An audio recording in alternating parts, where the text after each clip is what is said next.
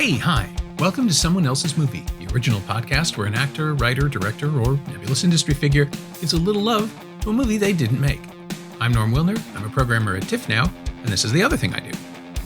My guest this week is Jenna Cato Bass, a South African filmmaker I first encountered when her ingenious body-switching drama High Fantasy played TIFF in 2017. She's since brought two more films to the festival, the Western-adjacent Flatland in 2019, and last year's Good Madam, a very clever movie starring Chamisa Kosa as Tsidi, a young woman who comes to live with her estranged mother, who's working as a caregiver in an affluent Cape Town suburb, and finds herself in the middle of a very strange, possibly malevolent situation. Good Madam premieres this Thursday, July 14th on Shudder, and it's really good. You should check it out. Jenna picked Homicide: Life on the Street, which, yes, it's a television series, but it ended with a movie, and I love it, so what the hell?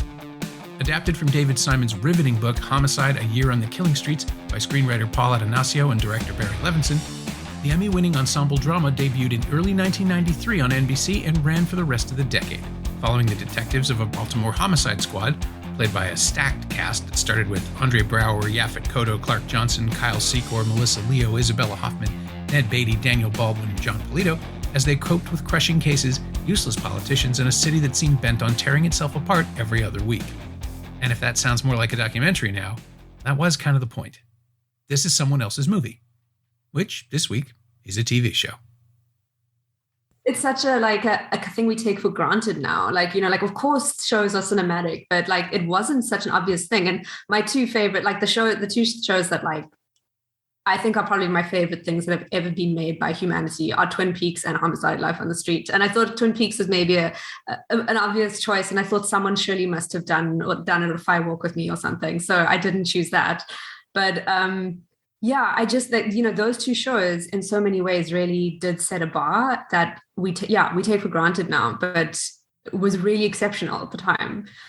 I guess the obvious question then is, when did you see them? Were you you're considerably younger than I am, so I was there at the time. Did you discover them when they first aired? How old were you? I was kind of there at the time. So basically, so I was very late to watching TV and movies. I watched a lot of I loved animation and animated shows and animated movies when I was a kid. But I was very, very sensitive. The first time I saw someone die on screen was in Air Force One, and I just took ages to get over with. And I remember my parents were watching The Great Escape, their Great Escape, and I was devastated. I kind of came in when Donald Pleasance dies, and I was just I cried for a whole week, basically. And I was just how could the Nazis shoot him? He's blind. You couldn't see them. It's not fair, So, I just was really sensitive. So I didn't watch adult stuff, despite being even my teens. It took quite a while. I was just I couldn't handle it. And at the same time, my parents really love crime shows, and so they were often watching that after I went to bed for many years. And when I was in my pre-teens, early teens, I started to get curious about what they were watching and wanting to stay up a bit late and watch. And it was kind of the first adult thing I ever got into, even though I was still probably, I couldn't watch movies that were 16 or, my parents probably wouldn't have let me, but there was something about Homicide which I just loved so much. It was really the characters. I came to care about those characters so much. And I think it was really that. And then, and then as I grew older, it became slightly more age appropriate. And I just I watched all of it. So I probably I don't know when I started, what season, but I feel I was there for all of it, even though I probably wasn't. But it was religious after that. Once I got into it, it was and then when it ended, I was just distraught. My experience was different. I started in season 2 with the Robin Williams guest shot, wow. Which was a big deal. It was marketed. People were talking about it in a pre-internet reality that this made the news, that there was going to be an episode of this cop show that Robin Williams was going to star in because the director was a friend of his. So he and Barry Levinson had worked together before, and there he is. And it's solid. He was great, but it's a one-off. That episode is closed. It's a special guest appearance, a very special episode, however you want to frame it.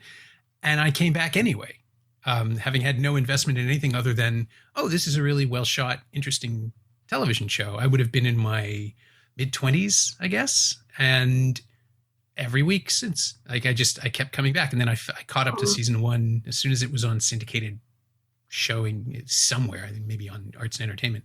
But it's one of those things where I don't think I'd seen Kyle Secor in anything, maybe an indie film somewhere. I love him so much. Like, just thinking about Kyle Secor like makes me like teary. Like, I just love him so much. Like, and like, I think he was one of like the earliest crushes I ever had. Like when I was like 12 or something, and I was just like, I'm gonna marry him. And then there was the whole thing with like him and Pembleton, and it's just like, oh my gosh, it's like, it's one of the, I get so emotional about it. Like, these characters meant so much, and they still do. Like, and so part of the reason I want to talk about it now is that a friend of mine got me the box set as a gift a little while ago. So my family and I are rewatching it from the beginning every Friday night, because we're Jewish. So on the, like, we have Shabbat dinner together every Friday, and then we watch Homicide live on the street. Yeah.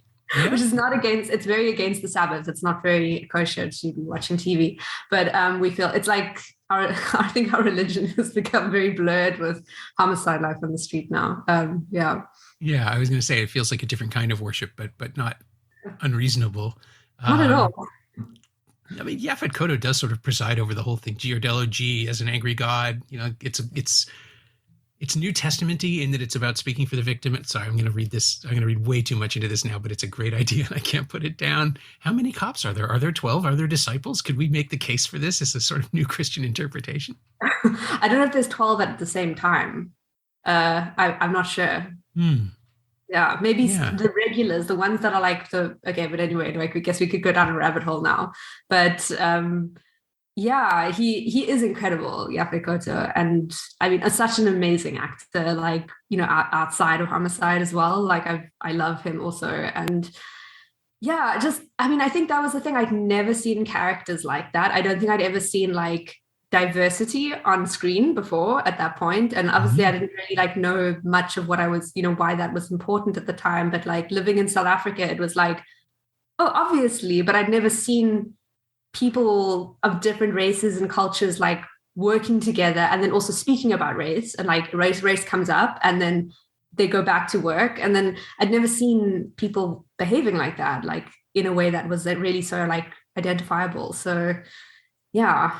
I can gush about the show like so much. I'm so grateful for having the opportunity to do it, because it never gets, like, everyone's always like wanting to speak about The Wire, which is also amazing. But yeah, I'm so glad you're a Homicide fan. Oh yeah. The Wire, I mean, the Homicide was the gateway drug to The Wire for me, because it introduced me to David Simon's book, which I hadn't read before seeing the series. And the one thing I've carried with me from that book is the story about using a fax machine as a lie detector, which shows up in both an episode of Homicide and an episode of The Wire, because it's too good a detail that Simon could leave it behind. And he said, you know, like, it's the thing that everyone thinks he made up, but it was happening daily in the real Baltimore precinct, because that's just how they dealt with idiots. And it's the first, I mean, we're dealing with the era of Hill Street Blues and LA Law, and all of NBC's crime procedurals were about people trying to make the world better and succeeding in small bits and pieces here and there. And here's Homicide, which says more often than not, you can solve the crime, but you don't get justice, or you don't solve anything else, and the world doesn't change. And that's sort of the accepted wisdom now of municipal politics, right? Like, nothing changes. Everybody's stuck in the same place over and over again. The system is the problem. Homicide articulates it, I think, for the first time that I'd experienced. It articulates that sort of civic despair in people's faces. There are no speeches. Pembleton speechifies all the time and never changes anything, because the genius of Pembleton as a character, and of Andre Braugher as a performer, is that he is filled with righteous, completely justifiable anger, and it doesn't matter. His friends are tired of him. They're still his friends, but I always thought that was a remarkable arc, where this incredibly eloquent, principled, furious man who happens to be black in a world that isn't built for him is right about almost everything, and he can't figure out a way to live with it. He's constantly simmering with this rage that never goes away. And it's contextually completely appropriate to his character, but it also speaks for an entire experience that television was not putting on the air. Just simply, this was the time of the Cosby Show or a different world where harmony and peace were the most important things. The messaging was all about, like Cosby's whole argument for his show was that Black people don't have to be seen as Black people. They can just be a family that happens to be Black, and they're successful, and it's the same as any other white sitcom, which I get it. I understand the aspirational aspect of that, and the representation hadn't happened, but it gave way to things like, or it made the way for things like The Fresh Prince of Bel-Air, where there's just no racial tension, and it's a happy comedy where everyone gets along, and it borders on an impossible version of America, because that wasn't happening. And here's Homicide to be angry about it all the time in a way that makes absolutely perfect sense. I mean, that must have landed in post-apartheid South Africa. Yeah, and I mean that's what I find so interesting about like really, really loving and connecting with the show at like a very young age, where like politics was not even something that like I registered at all. Like it was not, my family's not political. Like it wasn't like I connected what I was seeing on screen like mentally with what I was experiencing in real life. But with hindsight, and as an adult, and then because for a very long time before I kind of went back to the show, I knew that this show was meant so much to me, but I kind of really beat myself up about like the way I idolized the police, like, as a result of this movie, to the point where I actually like considered becoming a police person. Like I actually tried to be a reservist, like at one point I went to the like police station. I said, I'd like to be a reservist. And they like laughed at me and they wouldn't let me join. But so I really felt like embarrassed about that, like, and having, and then when I went back to the show and I was like, wow, like, yeah, I see. Of course it's a cop show. Like, of course, you love these characters who are cops, but like, it's very, very seldom that they ever like let them off the hook about the fact that they are cops and that what they're doing is fraught like constantly, and that they are dealing with that and society's dealing with that. And then the race element, and like, yeah, with hindsight, it's like, of course I love this show. Like this was the closest thing I got to anything that felt real, like on and never mind how it was shot, which is like got this, extreme hyper real, like cinematic quality to it. And like all the creative choices that Barry Levinson made in the pilot that, more or less stay with it the rest of the rest of like all the seasons.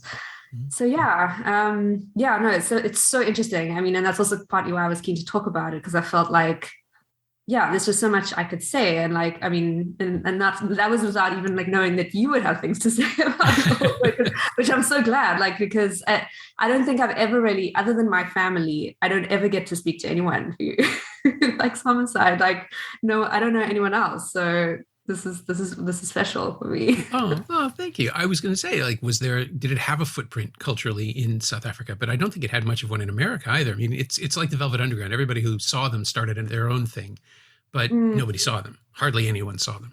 I don't know. I'm sure people watched it here because, I mean, it was on TV, and I don't know. But like, I mean, I don't know. I don't feel like I've ever really had a conversation with anyone else. The only person is my editor, who I work with all the time, Jacques de Villiers, because I've like forced him to watch it so many times as like editing references for especially my earlier films, which involve a lot of improv, and like then the editing style was a big inspiration. So he's someone I could talk to about it, but like no one else that I know of. I'm sure there's some closet Homicide fans out there. I just haven't found them. Oh yeah, I mean, hopefully we will catch a few and pull them in. There's enough of a following for the whole series to be released on DVD, which we both have, and for the levels of interest. And the other thing too that I keep coming back to, I'm looking off to the side at the cast list and realizing that virtually everybody who appeared on the show went on to a tremendous career. I always forget Giancarlo Esposito came in as Son of G in the final seasons, and I'd seen him in Do the Right Thing, but Homicide was the first place that felt like a home for him, where he wasn't just a guest star, and where we got to see his full range of potential. And it was incredible. Yeah. Again, NYPD Blue was the one winning all the Emmys, but it was kind of an overwrought faux intensity that was very slick and polished and unbelievable. Yeah, it's interesting because before my parents started with Homicide, they were watching NYPD Blue, and I think that's sort of the point I sort of joined in it, and I was sort of like a bit into it, but like I don't remember. It was obviously I can't remember, but there was clearly a big difference between the two shows where like one just got, and again, I just put it down to the characters really, because I think that's what I understood at the time was just these emotions and these people who were really suffering because they were trying to do good, and I think that's something I really resonated with as a child. I don't know why. It's like a question for my therapist maybe. But yeah, I think I just gravitated to these people who were so flawed and yet were still like really committed to doing this job, which was the closest they could get to doing good, yeah, which is, I just think so interesting, especially in a place where I suppose I've always just been like, that's something I'm always thinking about, like, how do you fix things? How do you do good in a place that is so it's impossible to do the right thing, and what is the right thing? And yeah, so I think the show kind of crystallized that for me somehow, like even as a kid. Yeah, well, and the difference to me between NYPD Blue and Homicide is that NYPD Blue is a soap opera where people get to have sex in great lighting, and that was a big deal, the nudity at the time, and the sense of a reward at the end of every episode where you get to go home to the people you love. And Homicide, police officers would just kill themselves in the middle of a season because they couldn't take it anymore, and they never expressed it to their friends, and their friends are just left with the pieces of it. Yeah, and you never know why. Or people would just get shot down on a call randomly, and that terrific. It was a two-parter, wasn't it, with Steve Buscemi as someone who probably killed, opened fire on 3 cops, and is probably killed by another cop at the end of that second episode after he gets out on a technicality. Yeah. And the world just keeps rolling forward. And by the end of every season, we see the characters wearing this depression and crushing misery on them. The survivors are genuinely survivors. Like they've endured this sort of stuff. And the show gives them the space to sort of process it or not process it. Like there's that whole arc with Kellerman in the middle of the series, where he descends into alcohol and misery and never really comes out again. I mean, he gets himself back to functioning, but it never goes away. And I'm just in awe of actors who can carry that for years and years without making it unwatchable. They're not holding anything back. It's the nature of the show to just get right in close on the suffering of the cops as well as the bereaved that they're trying to help. And there's so much humor in the show, but it's all gallows humor. Like it's all just desperation and misery. Yeah. And so much of the humor is, it's people who like can't cope with their emotions and the kind of like, the pressures of work, but then also like the pressures of the partnerships that they have, like the work partnerships, which are like for many of them, like, at least the show proposes like are the most meaningful relationships in their lives. And like, I think, one of the like unsung heroes, I think, he's not unsung because I think he's deeply respected also, is, Clark Johnson. It is like just so amazing and such a nuanced, amazing. His character is so nuanced and so interesting, and also maintains this very subtle character arc like throughout so many seasons. And he's so amazing. And so he's a character I've really come to appreciate on this kind of second time round, because he carries so much, but he's the least showy about it in so many ways. And he's the one who's like doing okay when everyone else is having their crisis, and Pembleton's like shouting around and everything, Meldrick's just like, he's keeping his cards always close to his chest, and he's so cool and so interesting. And he's directing also, so there's that too. I will say, full disclosure, I know Clark a little tiny bit. His family is from Toronto, and he used to work out at a gym around the corner from where I lived, and he would come home on hiatus, and I would see him. I would go out and walk my dog around the area where the club was, and we would pass it, and sometimes he would be coming out. So I would eventually, like, he met my dog, and so I introduced myself and said, I'm a film critic, and I've run into him a few times over the years, and he's at TIFF every year. Generally, we find him on a patio around the corner from the Scotiabank. I think High Fantasy was playing in there the day I ran into him. It's entirely possible. Gosh. And I have to come back to TIFF, and absolutely. I'm going to go stalk him next time. Yeah, and he doesn't get nearly enough credit both as an actor and I mean, he directed the pilot of The Wire. He set the tone for that show.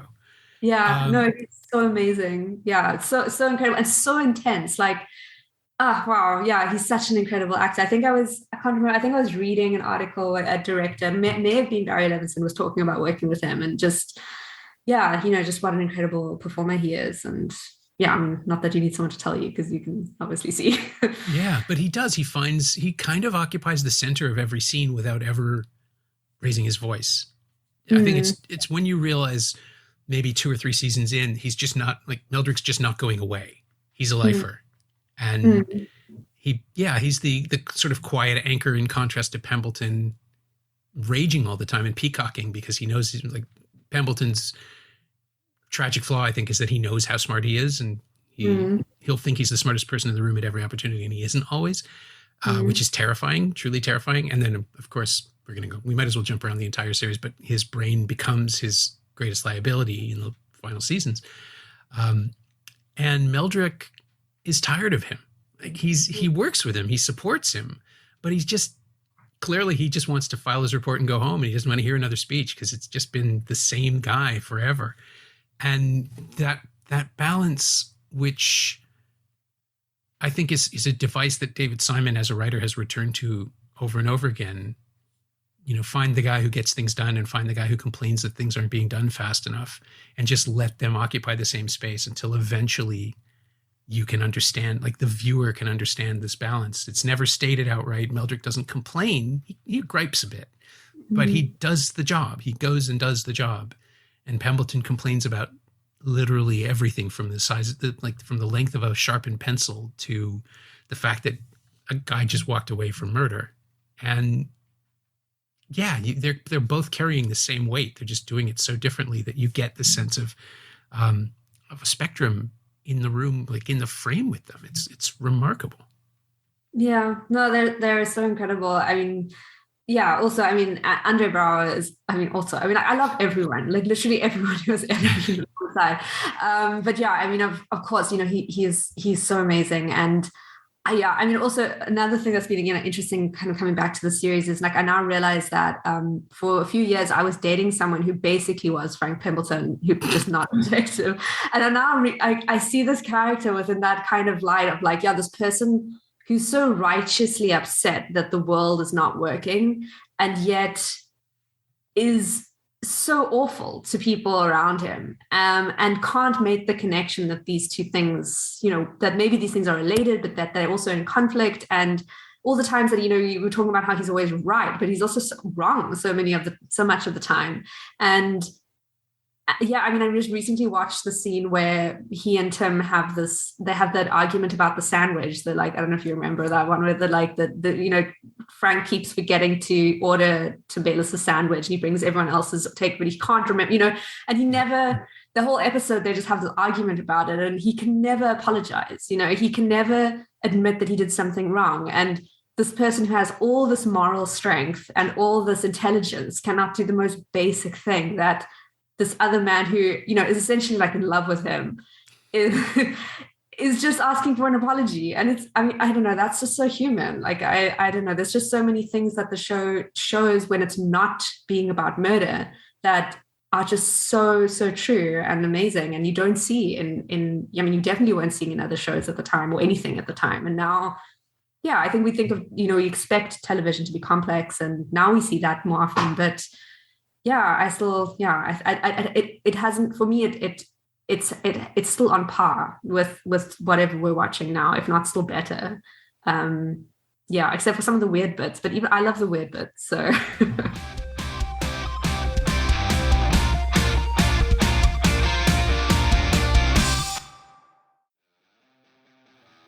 Hey, it's Norm, interrupting my own show to tell you about my new Shiny Things newsletter, a weekly dispatch about physical media, culture, and maybe even the odd streaming thing. This week, I wrote about Boris Johnson's resignation, the return of Only Murders in the Building, and why Canada's day-long Rogers outage last week made a better case for the continued existence of physical media than I ever could. Subscribe for the price of a latte at shiny-things.ghost.io, or find a link at the Semcast Twitter account. I'm writing about movies again. Come check it out.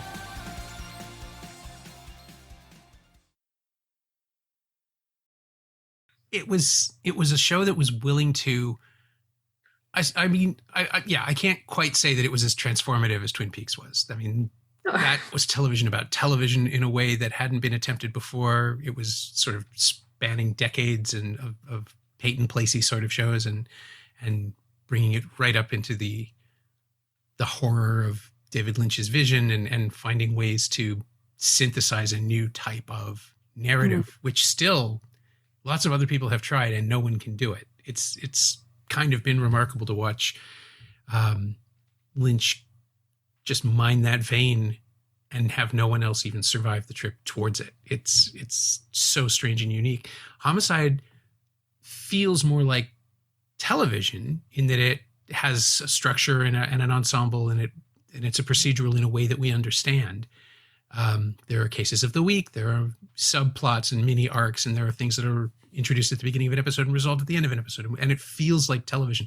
But it also, the camera choices, is it Jean de Gonzac, who shot almost all of it, just running around with a very small Steadicam, as I understand it. I think it was shot on 16 millimeter, but it feels like you're in the middle of an incredibly elaborate stage play sometimes, where you're just ducking as people are charging towards you or moving around you. You're on the stage, you're in the room with them. And it pushed envelopes in different ways. I might be wrong. I can't remember if the Adrienne Shelley episode was the first season or the second season, but that would have been the first episode of it that I saw. The one where Tim is introduced to the young woman who's into bondage gear and ends up with that leather jacket that he wears for the rest of the show. Yeah. I don't think I had ever seen any television show address that level of complexity, maybe, or scope in terms of sexuality and what we would have then referenced as fetish wear, even though now, like, Madonna was wearing clothes like that 5 years earlier, and there's nothing revealing or graphic about anything that happens in that episode, but it is really raw in a very strange way. And I realized, coming back to it and watching it the second time, it's all in Secor. It's his hesitancy and his sweaty nervousness around these things. And I realized, like, no, this is a coming out episode. It's just not about it is about sexuality. It's just not about coming out in any other way that network television could handle. It's just about somebody understanding that he's attracted to something that he didn't understand before. Yeah. And no one was doing that. Who was doing that on network television in the early 90s? Yeah. And then when he does, essentially come out, even though it's only quite a lot later, there's so much like sexual tension between him and Pemberton, but then also, him and other characters. And I think that's why I was just so obsessed with him, because I could just tell that there was like all this suppressed like stuff in this character that I think I just like felt like I understood so much. And then when I remember the episode where when he came out, because I was, I guess I was a teenager watching that at the time, and wow, like I can't even remember how big a deal it was or not, but I think it was a big deal in the sense that I was so attached to this character, and this was a big deal for him, so it was obviously a big deal for me, but it was also at the same time like, oh yeah, he's bisexual, cool, and I think that just watching that at that point, it was like it forms what's okay, like what can be on TV, and like I got to see that and then talk about it with my parents afterwards. I'm like, what is that? What is it? What does that mean? And yeah, I mean, I'm just so grateful that I had that exposure. It's like, that's just one thing, obviously, but also to a character who I suppose at that point felt like a real person to me. It was like you watching someone so intimately, even though they're a fictional character, like going through this thing that is actually like so taboo at the time. And yeah, and how he's like so he never sentimentalizes that character's journey, and it's so beautiful. Like it's even in the movie when because I was rewatching parts of that again because I haven't watched it in ages, and it gets borders on sentimental, but he keeps it like he's still so like compassionate like for the character. Like Kyle Seacole, like he never, I don't think he ever judges that character or like sees him as a character he's playing, because there's so much love there. It's beautiful, like so beautiful to watch. Yeah. Yeah. I mean, my first assumption in the early years was that we were just going to be watching the destruction of Tim Bayliss, that the job would just hollow him out and wear him down and turn him into a shell the way half of the squad seems to be just going through the motions. Not that they're bad people or they're given up, but they're autopiloting a lot of things. I mean, Pembleton, again, as you say, like his refusal to accept he might make mistakes or do the wrong thing does force him into a few boxes over the course of the show as he picks the wrong suspect and won't be dissuaded despite mounting evidence, because how can he be wrong? He's Frank Pembleton. Tim is always open-hearted enough to get hurt, right? Like he's carrying all of these cases in a way that none of the other cops is. Maybe Kay Howard, but we can talk about those characters as well. They're both Kay deals with things in a similar way to Pembleton, is that she just locks herself down and doesn't talk about it, and there's all kinds of stuff going on with her sexuality that we're never let in on because she ends up being a peripheral character, which is unfair. But I suspect it's just because I hate pulling this obvious thing, but like this is a show made by men, and the women are pushed to the side a lot. Like Megan Russert has a whole arc that plays out off camera that we never really see about her marriage and her career. And they're, these are both, so I'm double checking just to make sure I don't mix them up, but Melissa Leo and Isabella Hoffman are doing sterling work. They're both incredible, heartfelt performances that, again, this show just keeps brushing aside because the central pairing of Bayliss and Pembleton, there's two dudes, and that's what we're going with. Yeah, it's almost like they, because I totally agree. And I also going back to it, I know that the characters that affected me the most over the years were always the male characters. And it took me a while as a filmmaker. I think so much of most of the films that I wrote as, when I was first starting out were always about men. And it took me a while to kind of then lay that back on the characters that I loved and the shows that I watched and the movies that I watched and who made them, those were all men. So of course I'm writing male characters because I think that's the people whose stories happen to. Stories don't happen to women, so and I think this is a big part of it. And it's almost like I get, I'm casting aspersions here, but I guess the proof is also sort of in the pudding, and also, but maybe it's also the network, and I don't know, but it's almost like someone lacked the imagination to wonder what Kay Howard does at home. No one could really imagine it, like you do when a writer is trying to write a script and they're struggling to kind of like, what would the character say next? It's like, I always say, it's like, you don't know the character well enough. Like you need to go back and figure that out if you don't know what they're saying, because if it's someone you know what they would say. So yeah, it's like, and it's actually, the more, I've thought about this before, but like it's sad. It's like there's this wall that comes down on certain characters, and yes, it's appropriate. Like for Kay, it's appropriate, I suppose, because she would almost like if her character was making notes on the script, she would cut out those things, But it's a loss, I think, for the show. I think that even if not, I guess I'm more of a Kay Howard fan than I am a Megan Russert fan. But yeah, I would have liked more Kay Howard, definitely, and not just that one episode where she goes to visit the family and they go fishing. And even when they brought in new female characters like Callie Thorne and oh God, sadly I've interviewed Michelle Forbes. I've interviewed her a bunch of times over the years, and I always remember her as Juliana Cox because she was such a distinctive performance in that. And even when they brought them on, they were still attached to men over the course of the storylines, and they didn't get there. I mean, Juliana Cox has her own story in her origin episode, basically, and then she just becomes the equivalent of an expository machine to just deliver information and not involve herself as much in people's lives, except for Kellerman.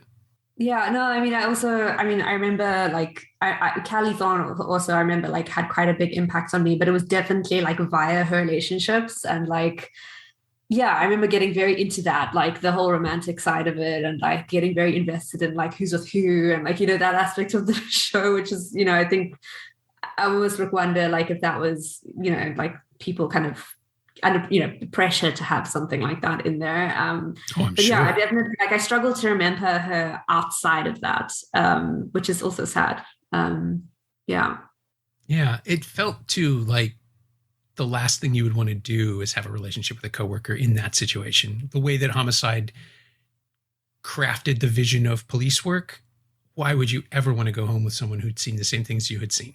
Or unless the argument is that only they can understand each other, in which case the number of hookups is fairly limited for that situation. Yeah. Yeah, no, I guess there would be more if there was more women. But I would have. I still wish that this could have been made like at a later point. We could get to ship Pemberton and Bayless together. I mean, that would have been so happy. To this day, I think like if I was to ever write fan fiction, it would just be Pemberton Bayless hookup. I don't think it would work. I mean, it would be really, really intense for one night. No, like it would be a disaster, absolutely. But I just want to see it happen. I want to see all the emotions and the feelings that come out of it. And like, what does this mean for them? And, you know, like I just want to see them freaking out basically, because that's what we love about those characters anyway. I suppose also what's so great about it is like that there is so much between them that is not ever like actually addressed. And that's also the beauty of the whole thing. Yeah. I mean, it comes up after Frank's stroke, right? When Tim is helping him compensate and he doesn't want it, which is just so heartbreaking. And the realization too, that of just how alone Frank is, despite the fact that he has support and there's, you know, he has friends, he has some family, but it's just not happening for him. He is so determined to bear it alone. Yeah. Yeah. And they are both so lonely, and yet they both they are so codependent, and they just can't admit it. And well, I mean, I suppose Bayless more can than, you know, Pemberton can, but, you know, Pemberton just can't admit that he needs anyone. Yeah, no, I mean, it's so complex and awesome. Yeah, I mean, like to this day, it's like, I can't think of too many like on-screen relationships like that, you know, kind of compared to something like that. Yeah. Well, and of course, time is a factor too, right? I mean, as with any television series, if it runs long enough, you start to feel like you know the characters better than they know themselves. But Homicide always did that from the very beginning. Like it knew the shortcomings of the various leads as well as their strengths and would incorporate them actively into storylines. I mean, people's personal failings were as important. Just again, Kellerman, you know, losing everything, reinventing himself as a private investigator, still like sort of climbing upwards against a hill he keeps creating for himself. It's such a simple tragedy, but it becomes almost theatrical in his inability to learn, and yet everyone around him is still trying to help him, which feels like real life. It doesn't feel like a sitcom resolution to, you know, somebody has a problem they don't have at the next episode because everyone makes a speech. People keep making speeches and they just don't take, which again, it's all personal life stuff. It has nothing to do with the job, except that Kellerman keeps trying to do the job and it's fucking it up spectacularly. Yeah. Yeah, and I mean, I just realized, like, I keep like thinking of people that we haven't discussed, and I almost feel like guilty. Like I'm like, oh no, but what if we don't talk about this person? So we haven't spoken about Richard Belzer, who's also so incredible. Well, if you talk about Richard Belzer, you have to introduce the Munchiverse, which I'm just not prepared to do because it's such a dumb idea. But I mean, you know about it, I'm sure, right? They cast him in an X-Files episode as Munch, and then he just kept showing up as Munch in other things until you could now make the argument that he is a quantum physical space that occupies all reality all the time. The Munchiverse, or whatever you want to call it. He totally deserves it. Yeah. My family also loves him because, like, you know, the levels of Jewish humor that he brings. Yeah. It's just like we love him. So there's that too. Yeah, I knew him as a stand-up long before Homicide, and was really surprised that he fit as well as he does. Yeah, no, he's incredible. I mean, he's also he's an amazing performer, and I mean, also just like a character with so many flaws who also just like alienates everyone around him, and yet is happy with where he is, but is also deeply alone. I think that's everyone is so lonely, like, and yet all they have is this community, which is never going to actually be enough to fill their loneliness. And the job is never enough to fill their loneliness. And Yeah, no, I mean, the whole thing is so tragic, and at the same time has hope in it, and is just, constantly like offering up these like existential questions, which is also, I think, something just I love so much. And I think for me, like for when I was like, some of my formative like influences is Homicide, Live on the Street, and like the Coen brothers, because I think they like have a lot in common, actually. Yeah, and just the way that even in the most mundane kind of ordinary line of work, there are these, constantly these bigger questions that come out of that ordinary people, not like intellectuals or, like professors, are having these conversations around what does this mean and why are we here?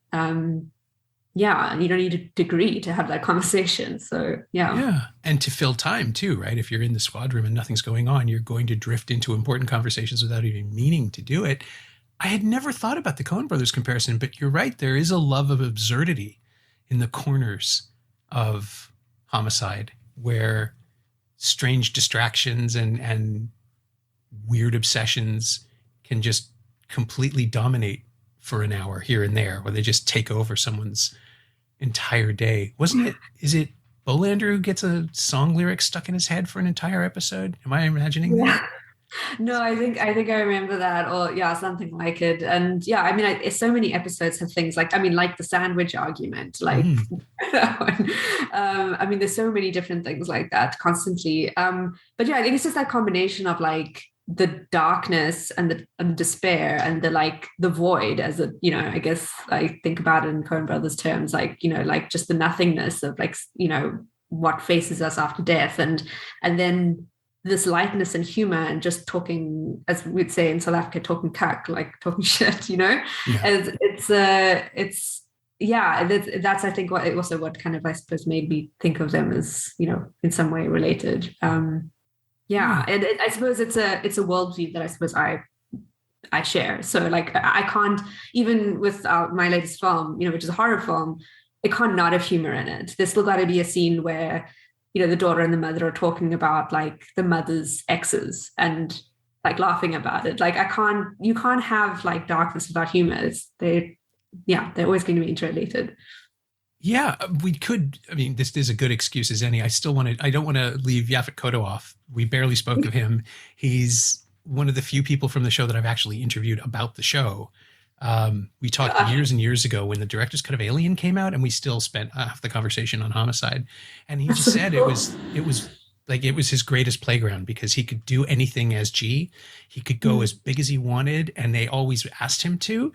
But he said like he had a little game where he would pull back, and you can see it in half the takes, where he's about to do something and then he simmers instead. And that became G's defining emotion, where you're actually waiting for him to blow up because Pembleton's blowing up all the time. That's how he put it. It's like, I don't have to do that. Andre's doing that. I can do something else.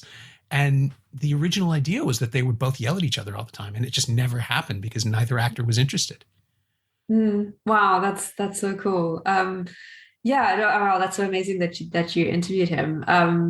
I suppose also just like in a South African context, was seeing this, like this Black man who is in charge of his unit and respected and, like powerful, was just like also just such an amazing like thing to grow up with, seeing, like that's, like he was such a role model. I don't know, not obviously that sounds weird for me to say, but just such an incredible character, like watching from a South African context, because, something that, I guess historically wouldn't have been something you would see on TV here. And you probably wouldn't have really have seen it on TV, even in like the early 90s in South Africa, even when, things were starting to change. So around the time here, you probably wouldn't have seen that on TV being made here. So such a presence and such a powerful character. I was thinking about one of his other roles that I was reminded of, but I'm sorry, Norm, I can't remember. No, that's okay. What were the ones right around that time? I mean, he would have just done Midnight Run a few years earlier. Live and Let Die, of course, where he's playing a horrifying racial stereotype and still making it work because the character is self-aware enough to be using it as a put on. Or Alien, which is like one of the great working class roles for anybody ever. Yeah, I think well, I don't know if this is what I was thinking of, but also I think one of my favorite roles for him it's in Blue Collar, right?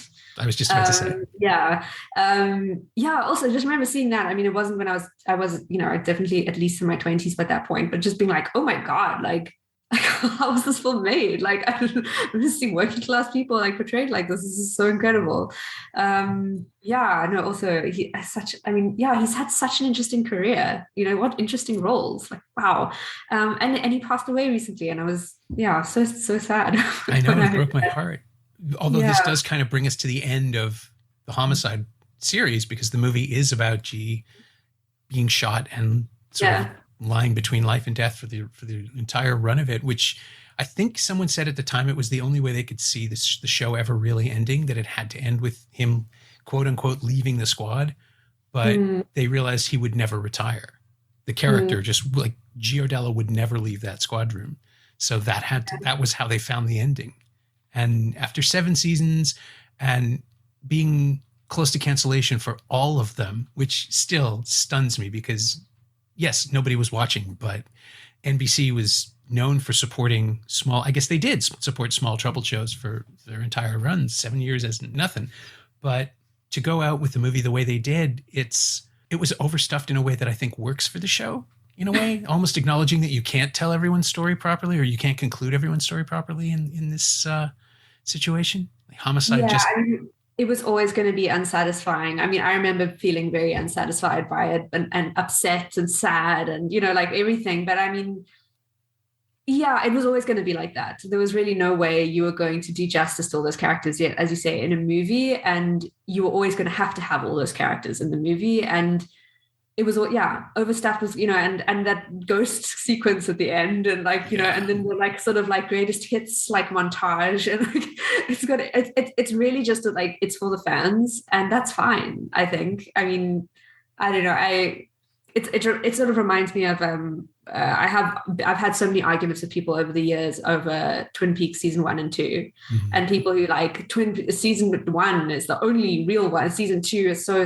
like, other than the finale, it's just a waste of time, you may as well skip through all of it. And like, no, if you love the show, you love all of it, and that's part of it. Those like silly scenes that are like basically feel to have like come from somewhere else, and like, you know, are just like almost like filler. It's, you know, or it's not filler, it's part of the universe of the show, and you need to like absorb it all, otherwise you're getting half the story. And I don't know, I suppose I'm very forgiving when it comes to like these kinds of things. I'm like, it's when you love it's like when you love someone, you forgive their mistakes. You know, maybe I'm just too forgiving. I don't know. It's a movie for fans, and that's fine. I think I would obviously love a great high quality cinematic finale film, but maybe that could never be done. I don't think it's even possible. Yeah, not with this show. I don't think it would have supported it. I think it would have felt weird. It would have felt too glossy and too big. Yeah. Like, the strength of Homicide is that it is about people in the box with each other as much as with their suspects, and just trying to figure out the truth of something in a way that satisfies everyone. And that is ultimately impossible, right? Because the murderer is never going to want to tell the truth. You can never find the real truth because the victim took that with them. And I think, weirdly enough, I think that's what the show articulates over 7 years and every episode, is that there really is no way out that makes everyone happy. Yeah, yeah, and also, you know, everyone's gonna die. You know, who's that for? I mean, yeah, I get it. I'm lucky because I just refreshed my memory before coming onto this. I like watched the ending again, but like, who's that fourth chair for? Like at the end, you know, it's for one of them, and if it's not this one, it's that one, and everyone's gonna die, and these people that you love are gonna die, and yeah, I mean, that existentialism and that lack of clarity, like the lack of closure rather, is so much part of the show. And you know, I feel like I'm just like, you know, really, I'm just going to way too over the top because it is a cop show, you know. You know what it is. But like, yeah, that's so much of what the like philosophy of Homicide is like, you have these people around you who you hold on to in your life and help you get through it. But at the end, everyone's going to be alone. And they have this beautiful moment in the bar where they're all together, and then they find out Jesus has passed, and everyone's devastated, and they go back to work the next day. And that's how it ends. Yeah. That's And it. she's going to be there forever. But is it even real? I don't know. You know, so yeah, it's appropriate, I think. Yeah. You sort of mentioned the influence of the editing on your own work, but is there anything in your films? I'm trying to think of anything in Good Madam that feels drawn directly from Homicide. Tonally, maybe, but I can't. Is there something you've directly pulled? I think the camera work and the editing, I'm just always influenced by. So maybe less so in Good Madam because, it has a much more like, it's a lot more subtle and relatively, I suppose. But it's got a very specific flow and kind of like, I guess, more grace, quote unquote. I don't know if it has any grace, but trying to have grace than my other films. Which, yeah. Yeah, there's an uneasy stillness to it, I think. Yeah. So less Flatland, not so much, because that was also like, very specific kind of style. But my first two films hugely, I think just the way that I think maybe it's because of Homicide, but I've just always been, I can't have my camera, like I can't, like the idea of the camera sitting still, like I can't make sense of, like it's only if there's a very strong reason, like in Good Madam where, there was a particular style that we were going for, but otherwise I'm like, the camera has to move, like the camera, like the energy of that camera and like the idea of using smaller cameras and moving it in ways that cameras couldn't move, before, we had the technology we do now is always just very exciting to me. So there's that. And then I think also just working a lot with improvisation, which, I had never really been entirely sure how much they did on Homicide, but I imagine maybe there was some of it sometimes, but the improvisation and if not necessarily improvisation, the kind of like freedom that they were given to do very different versions of the takes, and then editing those together where you have contrasting versions within the same scene. And that was something that, that was a crazy thing to do on television, I would think. But how that managed to, despite showing the audience that they're watching a movie or they're watching something on screen, how it somehow makes it more real at the same time. And how so many of the things we've been taught in film school as being like a jump cut is going to be, it's going to draw attention to itself or it's going to make it feel stylized, actually is the opposite sometimes. Like it's more in line with the ways that our brains process information and the way that we actually see. So yeah, I think that's always been a huge influence on me and will probably always be because, yeah, I guess that's how I see the world. So, my thanks to Jenna Cato Bass, whose new film Good Madam starts streaming on Shudder this Thursday, July 14th. Thanks also to Kayla Heyer. She knows what she did. You can find Jenna on Twitter at High Fantasy SA, HIGHFANTASYSA, all one word. And you can find Homicide: Life on the Street on DVD in season sets from Shout Factory. There's also a box set that includes the 2000 TV movie that wrapped everything up. And that's pretty much the only place you can find the show. It's not currently streaming anywhere, if you can believe that. As always, you can find me on Twitter at Norm Wilner, and you can find this podcast there at Semcast, SEMcast, and on the web at someoneelsesmovie.com. The first year of the podcast is still available for just $20 at payhip.com/Semcast. That's the first 52 episodes of Someone Else's Movie, 46 of which aren't currently available anywhere else. And check out my newsletter, Shiny Things, at shiny-things.ghost.io. I think you'll enjoy it. Our theme song is by The Last Year. If you like it or the show in general, please say so. Leave a review wherever you've been listening. Every little bit helps. It truly does. And check out the other shows on the Frequency Podcast Network while you're doing that. Stay safe, watch movies, wear a mask if you go out, get your booster when you can. I'll see you next time.